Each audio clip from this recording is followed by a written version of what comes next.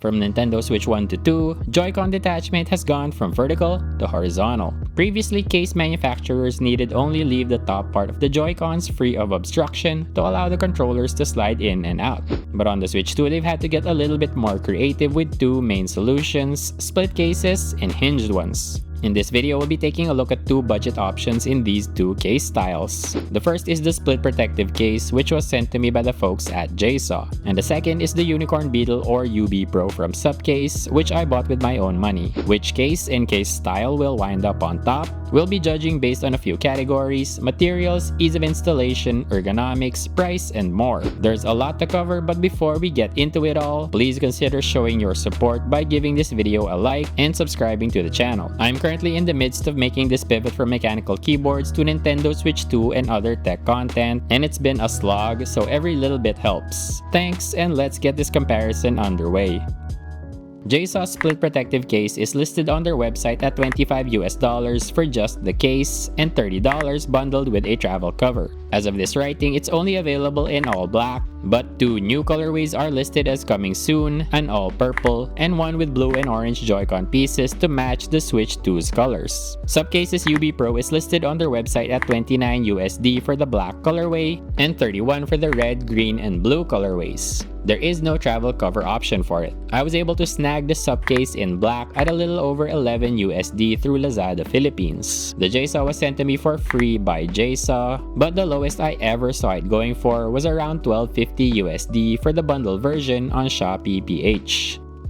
The Jsaux is listed as being composed of TPU and polycarbonate, but to me it feels like it's all hard PC. This makes installing the Joy-Con pieces a bit precarious, with some kind of scratching being all but inevitable, unless, presumably, you use the protective sheets bundled with the case. The Supcase is similarly composed of TPU and PC. The translucent part around the middle and bottom of the main console is the hard PC, while the rest is some pretty thick TPU. There's just enough flex on these parts to allow for the hinge mechanism to function, as well as for the top part to attach and detach. I've had to install and remove both of these cases multiple times onto my Switch 2 in the process of making this comparison, and fortunately this hasn't caused any significant damage to the console. The worst of it is scratches on the shoulder buttons of the Joy-Cons from the Jsaux Joy-Con pieces. This is really only visible under the right light, and to me not a big deal at all, and actually preferable to having to use the blue protection sheets for each and every installation. The finish on these buttons just seems to be pretty easy to scratch. I'm pretty sure I caused some of these scratches even before testing these two cases with just my fingernails.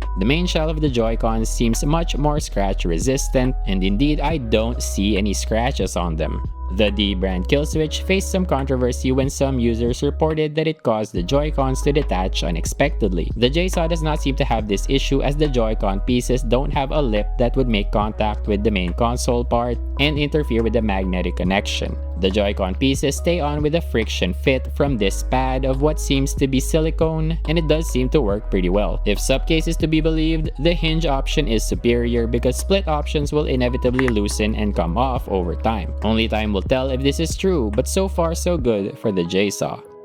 Both of these cases are dockable, which necessitates the main body part that fits into the dock be super thin. The Jsaux also allows access to the kickstand with an appropriately shaped cutout, which does unfortunately make the piece very flimsy. The Supcase does away with kickstand access, and as a result is much more solid feeling even on the thin PC part that docks. This design decision is a bit baffling though, as it disqualifies this case from use in tabletop mode, and that seems like the main scenario in which you'd be detached the Joy-Cons. Sure, you can also use the Joy-Cons detached in docked mode, or you could use some kind of external stand solution to play in tabletop mode, but those feel like more niche use cases than just straight tabletop mode. Let me know in the comments if you disagree with me on that. I initially assumed that the Jsaux would be the easier of the two cases to dock, but the opposite is true. The Supcase slides in and out of the dock very smoothly with nary a snag to be found. With the Jsaux, you need to apply a tiny bit of force right at the end to fully push it into the dock, and when undocking, you have to hold the dock down to keep it from coming up with the console.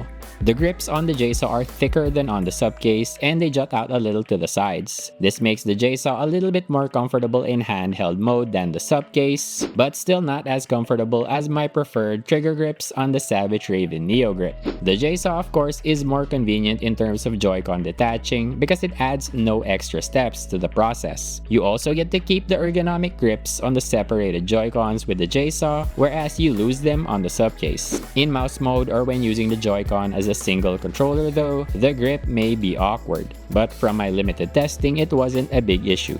The Jsaux travel cover is made of hard plastic and features slots on the inside for game cartridges. It feels a bit more rigid and substantial than the Savage Raven travel cover, with greater coverage around the console. There's a hole for the top USB port, but the bottom one is covered up. I also found it more difficult to remove the Jsaux travel cover. After undoing the bottom part, you have to move the travel cover up while moving the console down to get the two to separate. It seems like this is caused by the foam on the inside getting snagged on the top of the main console case part. As mentioned earlier, the Supcase does not have a travel cover option, and I did try it with the Jsaux and Savage Raven travel covers and it's not compatible, so you will need a traditional carrying case. Supcase, as well as its sister brands Mumba and iBlason, do sell a few of these in varying sizes and prices. I've also found that the UB Pro does fit into Savage Raven's EDC case.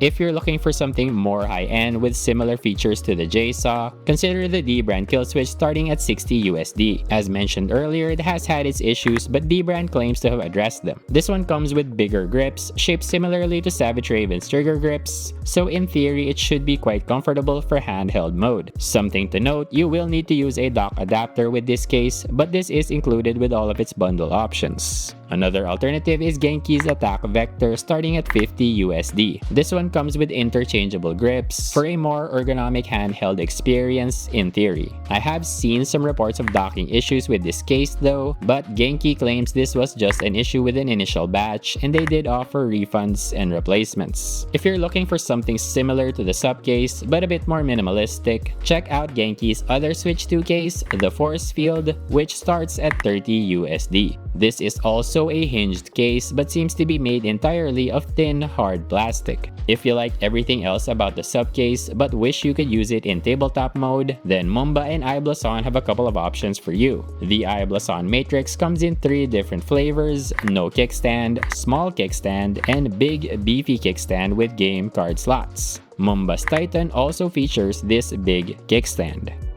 As I mentioned in the intro, I've judged these two cases based on several categories. Let's go through them one by one. I'm lumping materials, construction, and protection into one category, and the Supcase is the winner here. It's just so much sturdier and feels more high quality in the hands. The Jsaux's middle piece is so flimsy that I've started just using the Joy-Con pieces without it. This also has the added benefit of making docking much smoother. Ease of installation also goes to the Supcase due to the scratches that can potentially be caused by the Jsaux's Joy-Con pieces. The Jsaux wins in terms of ergonomics and convenience. Its bigger grips are better in handheld mode than the Supcase's low-profile angular ones. It also allows for easier Joy-Con detaching, which I'm including in this same category. The Jsaux allows for tabletop mode while the Supcase does not, so the former just wins in that regard. However, you can opt for one of the other cases from Supcase's sister brands that do have separate kickstands, so this might be a moot point. Carrying options depends on your preference for a travel cover or carrying case. The Jsaux wins in price as you can get it with a travel cover for the same price as the Supcase on its own. So based on this scoring, the Jsaux wins 3-2. But if you remove the tabletop mode advantage of the Jsaux, that gives us a 2-2 tie. If you think protection or ease of Joy-Con detaching deserves to be its own category, then that changes the scoring up again. I hate to say it, but it is almost always true. It just depends. It depends on what type of player you are and what it is you value. I play mostly at home and mostly in handheld mode, so ergonomics is very important to me while protection is not. After all, Savage Raven's Neo Grip plus trigger grips is still my preferred case because it's so comfortable, and that case leaves large parts of the console unprotected. Between these two specific cases, the Jsaux split protective case is my winner. And between split style cases and hinged, I would pick split as long as there are no big implementation issues like with the brand's initial kill switch. But now I'd like to hear from you. What do you think about these two cases? How do you feel about split versus hinged? Do you agree with my conclusion? Let us know in the comments. And if you found this video helpful, entertaining, or informative, please consider giving it a like and subscribing to the channel if you haven't already. Thanks for watching.